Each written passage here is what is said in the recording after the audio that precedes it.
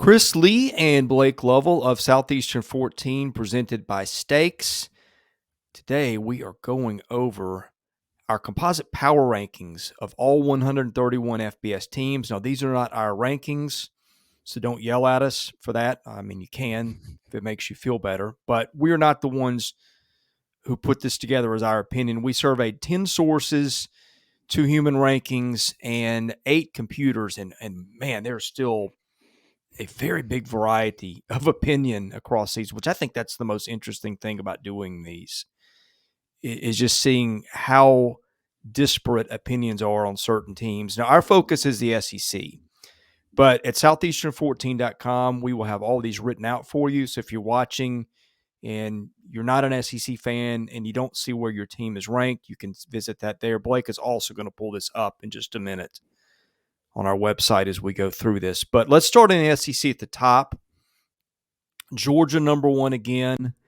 Georgia is number one in 9 of the 10 sources. The only one that does not have the Bulldogs number one is Jeff Sagarin. And actually, Phil Steele has got Alabama and Georgia tied at 1. So Alabama is number 2 and everything else. Blake, no surprise. I think everybody thinks these are the top 2 teams in the country. You could see the Big Ten crash the party here. You got Ohio State, Michigan, Penn State nipping on their heels in terms of rankings. So if you go a little further, there's a pretty good separation between Alabama and Georgia to Ohio State, which is a consensus 3.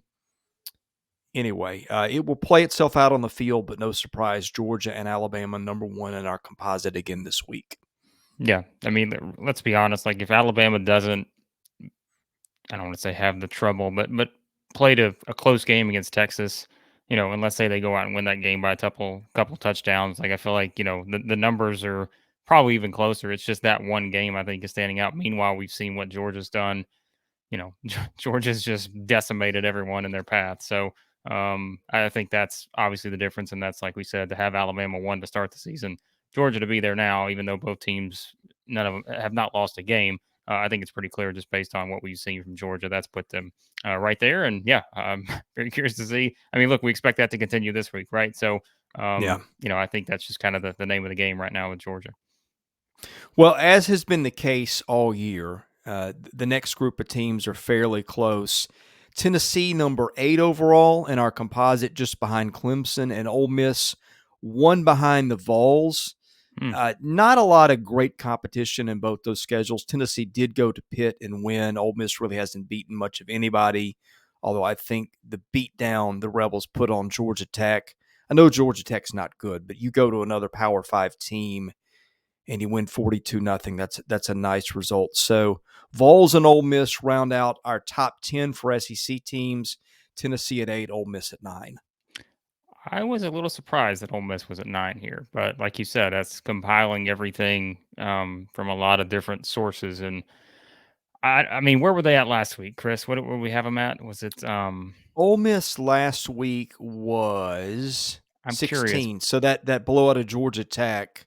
And by the way, you see some of these computers, they still rank preseason expectation fairly heavily to some degree. You see others like Kenneth Massey, who doesn't seem to have any regard for expectations coming in. The weight of the projection seems to be based on results now for the most part. So that's one other thing too, is all these systems and rankings, they go about it differently. And preseason expectations weight higher in some of these than others. And I think probably with Ole Miss really gained ground in the ones that weight results so far, because Ole Miss has blown out 3 teams. Yeah, that's what I was thinking. I was like, man, I was surprised when we initially pulled that up to see them at 9. Not surprised to see Tennessee at 8. As we said, they've kind of settled in that top 10, I feel like, for most of the season now, and they've done nothing to change that. So I'm curious to see what a win or loss against Florida would do in terms of where they would move after that. But like I said, I'm not knocking Ole Miss. I told you I was thoroughly impressed with Ole Miss with how they beat Georgia Tech. But I am surprised just to see them maybe jump up this high to number 9 in this full composite ranking here.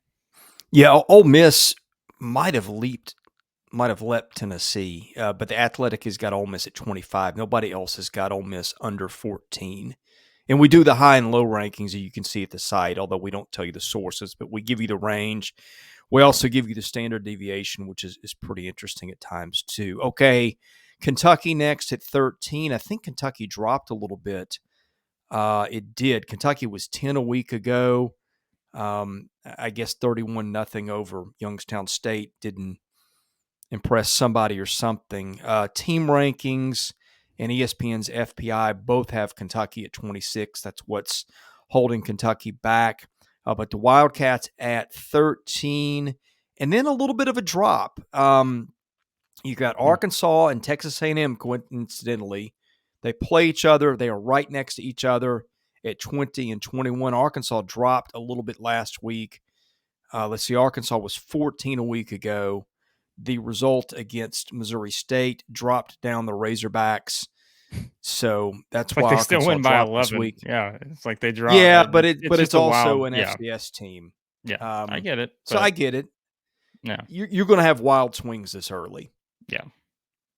Yeah, I get that. I don't think Arkansas is the number 20 team. I'd put them ahead of Ole Miss still. I think, but again, like you said, it's what a lot of these different things weigh, and as you mentioned, some things weigh other aspects more than others, and I think that's kind of what you're coming down to here. I know a lot of Arkansas fans will say the same.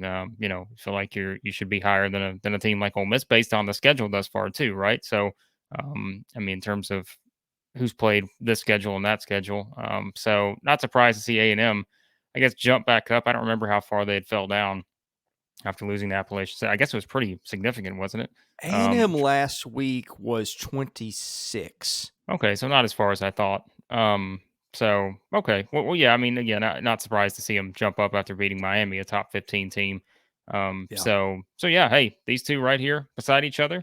Although I think there's still a little bit of a gap from where I would have them, but again, this is composite. But hey, we'll decide which team's going to be ahead of the other this weekend when they play. So yeah, the driver with Arkansas dropped down to what? Let's see. 33 in Sagarin, 37 in team rankings, 38 in FPI. So it's the computers that's just that are doing it, because computers are based on margins. Humans were not as moved. CBS and the Athletic. Yeah. CBS had Arkansas 12. The Athletic had Arkansas 8. So that's your difference. A&M, let's see, high of 11, low of 36. High on A&M was SP+. Pro Football Focus had A&M at 19. Low was Kenneth Massey at 36. And again, Massey, I think, looking at his rankings, tends to put more into results of this year rather than what we expected. In fact, I would say it's almost completely that. I'm guessing, but just looking at his rankings, the teams that have gotten off to hot starts that are better than people think seem to do higher in Massey. So makes sense. Word from our sponsor, Steaks. Go to playwithsteaks.com/14. Get a special bonus. Steaks is our title sponsor. They are good folks. Go in the app. It's STAKES. You can place predictions on our questions, which right now at the app, we have got win or lose on all 14 SEC teams this week. We've got, do those teams beat the spread? We'll be creating some prop bets probably based on player performance, but really cool app. Everything is completely free. It's free to join, free to bet.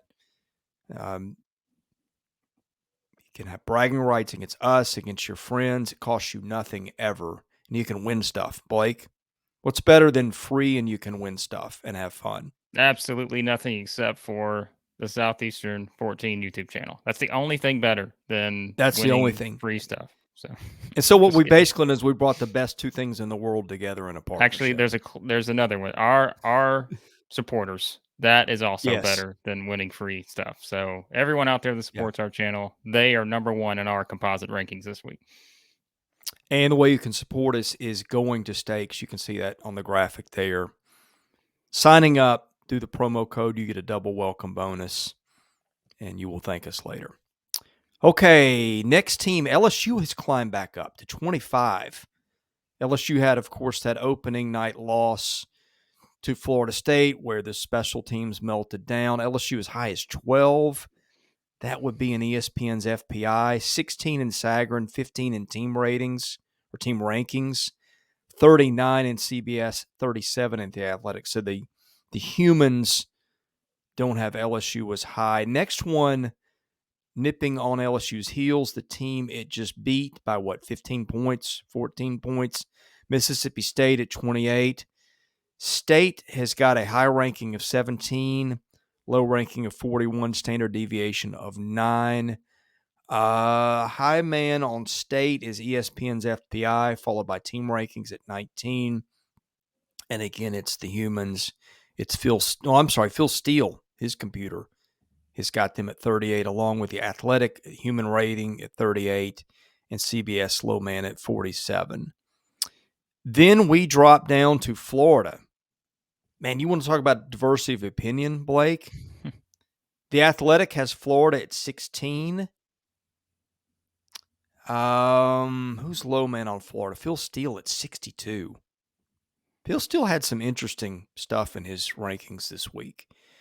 And that was, I think, a tie at 62. He doesn't publish his composite rankings anymore. He gives you a power rankings, and then sometimes there's like an 8-way tie.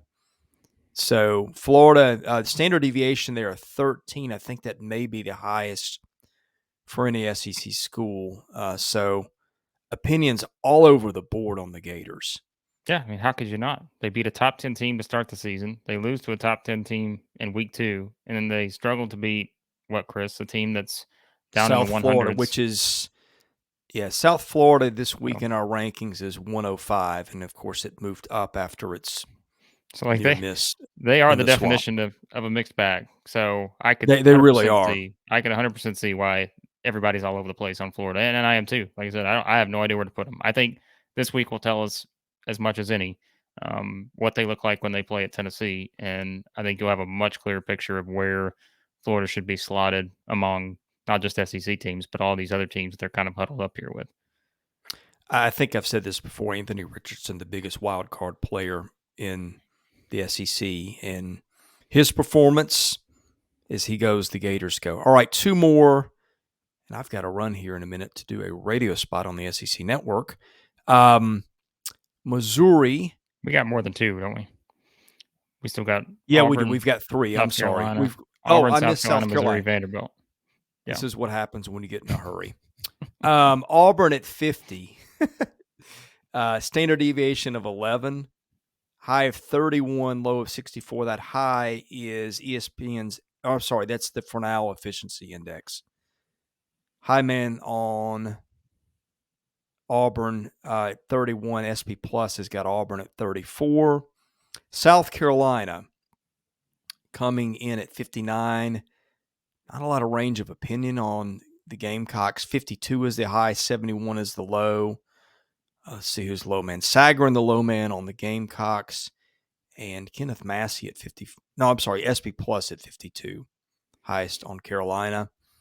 Then Missouri at 70. Not much, more range of opinion here than I thought. Standard deviation at 10, high of 57, low of 88. And Vandy, which we had ahead of Missouri in our SEC power rankings this week, high of 68, low of 88. So the range of opinion on the Commodores narrowing with a standard deviation of 6.5. I think the biggest team in standard deviation across college football, I think again this week, was Coastal Carolina. And I'll see if I can add those later. Just I like seeing just the standard deviation because that tells you variety of opinion, wide range. And so, again, there's more range of opinion on these teams than I would have thought after 3, for some teams, 4 weeks of football, and that's been very interesting to watch. Look, I have this slotted where I have it for a reason, Chris, because do you see something that just jumps out at the page at you from where I have this sitting right now with Vanderbilt? The fact that Vanderbilt and right Nebraska, next to Nebraska, that is just a mind-boggling thing. So I know this is we do an SEC, channel here, but yeah, it's just wild to look at. So, yeah, I'm not surprised to kind of see the order: Auburn, South Carolina, Missouri, Vanderbilt. As we said, I think Missouri is also a team that who knows what to make of them, but we'll learn a lot more about them this weekend at Auburn. And hey, we'll see. I mean, Vanderbilt, look, they play Alabama. I don't really think they're going to be moving on up, depending on how that game plays out. But South Carolina, another one, still a mystery to me. But I think we Me again too.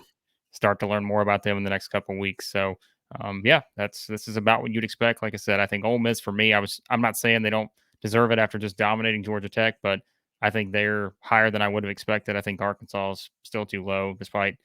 I mean, again, they won by 11. I know it was kind of a struggle at times, but yeah, I think everything else probably about what you would expect.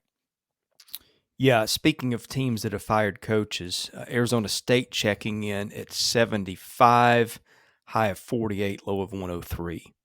So that is the biggest diversity of opinion. Coastal Carolina, high of 23, low of 99. Standard deviation of 20. Now, that is one heck of a range. Yeah.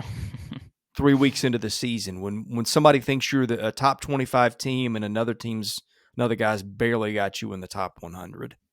Yeah. But that's the fun of our rankings. Thank you for watching. Be sure to hit the subscribe button. We've got a live stream coming tonight, Wednesday night, 9 Eastern, so we hope you'll join us for that.